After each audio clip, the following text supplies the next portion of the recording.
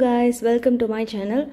In this video we will be seeing about the axilla, that is the boundaries and its contents. First let me mention you what are all the topics that we are going to cover in this video. So the boundaries are the apex, base, anterior wall, posterior wall, medial wall, lateral wall and the contents of the axilla. So here you can see this is the shape of the axilla which looks like a four-sided pyramid with the anterior wall opened up. Hope now it's clear. You can see this is the apex, then this is the medial wall, then this is the posterior wall shaded in blue, then this is the base, then this is lateral wall shaded in brown and the anterior wall which is opened up. Coming to the first boundary, the apex. Apex, it is also called as the cervicoaxillary canal. So this passage, the cervicoaxillary canal, it is not pointed but it corresponds to the triangular interval bounded.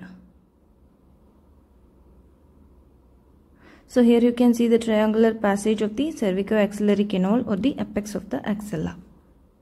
So from this diagram you can infer that this is the anterior boundary of the apex of the axilla and this is the medial boundary and this is the posterior boundary.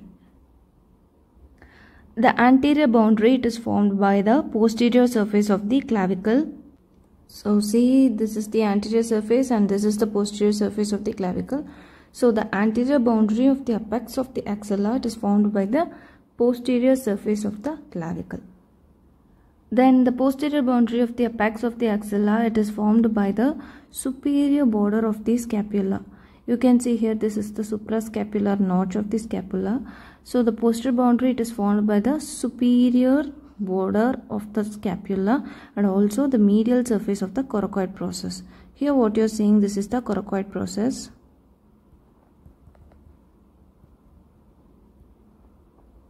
And this is the superior border of the scapula. So the posterior boundary, it is formed by the coracoid process, that is the medial surface of the coracoid process as well as by the superior border of the scapula.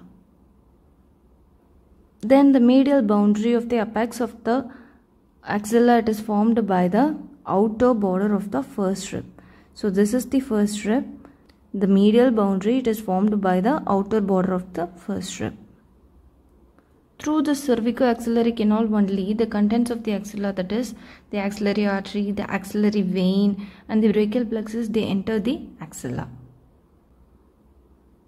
Coming to the next boundary, the base or the floor. So the base or the floor, it is formed by the axillary fascia and also by the superficial fascia. So the axillary fascia, it's dome shaped, it is maintained by the suspensory ligament which is a part of the clavipectoral fascia. This is the suspensory ligament. It pulls up the axillary fascia so that the dome shape of the axillary fascia is maintained. This is mainly responsible for the concavity of the armpit. So this was already discussed in the previous video on the clavipectoral fascia. If you want to watch the video, the link is given in the description box, you can check it out.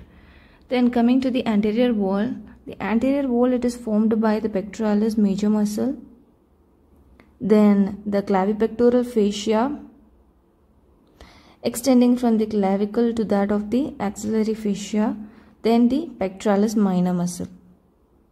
Again I am repeating, the anterior wall, it is formed by the pectoralis major muscle, then the clavipectoral fascia extending from the clavicle to that of the axillary fascia, then the pectoralis minor muscle. Coming to the next boundary, the posterior wall. The posterior wall, it is formed by the subscapularis above. So this is the subscapularis.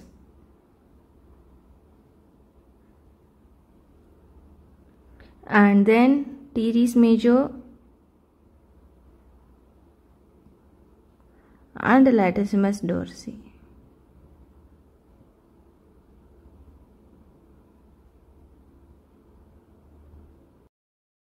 The teres major and latissimus dorsi, they both have common point of insertion. Do find out the answer, or else if you know the answer, then do comment in the comment box. Again I am repeating, the posterior wall, it is formed by the subscapularis, teres major and latissimus dorsi. Coming to the next boundary, that is the medial wall. So medial wall, you can see the convexity of the medial wall here, that is bulged outwards. The medial wall, that is the medial boundary, it is formed by the upper four ribs along with the external and internal intercostal muscles, and then the upper digitations of the serratus anterior muscle. Then coming to the next boundary, the lateral wall. So the lateral wall, it is formed by the shaft of the humerus corresponding to the location of the bicipital groove on the humerus, and also the short head of the biceps brachii and the coracobrachialis. They too form the lateral boundary because both the muscles arise from the coracoid process. Again I am repeating, the lateral wall, the lateral boundary, it is formed by the shaft of the humerus, short head of biceps brachii and the coracobrachialis muscle. Coming to the contents of the axilla. So this is the anterior side, then this is the medial side, this is the posterior side, and this is the lateral side. So as I already said, the anterior boundary, it is formed by the pectoralis major as well as by pectoralis minor. Of course, clavipectoral fascia also forms the anterior boundary of the axilla, but that cannot be shown in this diagram because this is a cut section. And on the medial side here you can see the rib, and this is the serratus anterior muscle. And on the posterior side you can see the scapula, then the subscapularis muscle,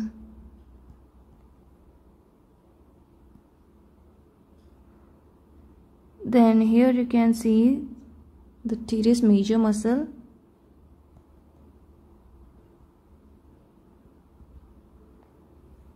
and here the latissimus dorsi,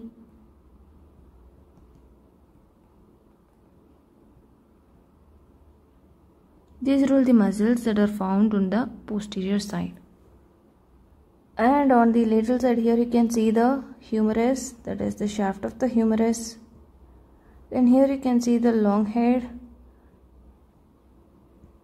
of biceps brachii. This does not contribute much to the lateral wall of the axilla. And here you can see the short head. And this is coracobrachialis.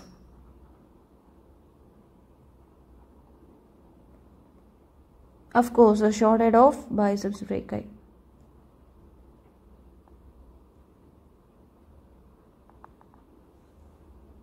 And of course, these are the lateral and the medial pectoral nerves supplying the pectoralis major and pectoralis minor muscles, and this is the nerve to serratus anterior supplying the serratus anterior muscle, and this is the subscapular nerve supplying the subscapularis muscle.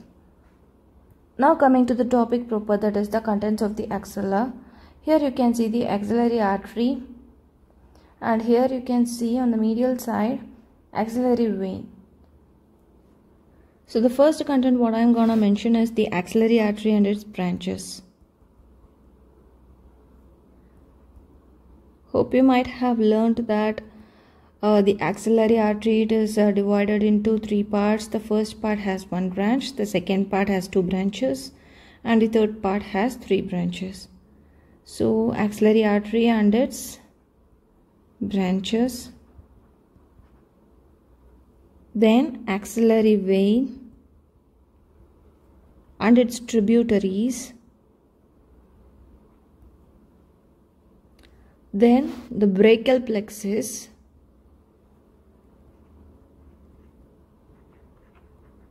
that is the infraclavicular part,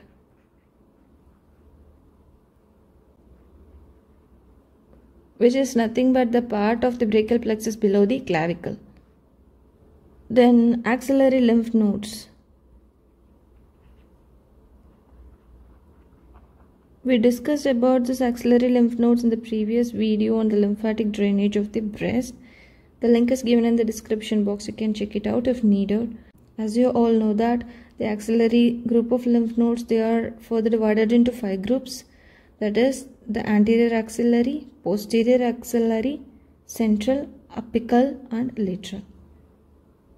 So the next content is the long thoracic nerve, which is also called as the nerve to serratus anterior.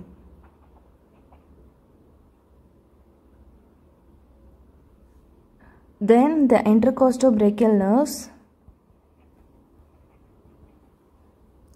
Some cutaneous branches, that is lateral cutaneous branches, rise from the second intercostal nerve and they are called as the intercostobrachial nerves, and in short form they are called as ICBN. And the last content is axillary fat, in which some other structures are embedded.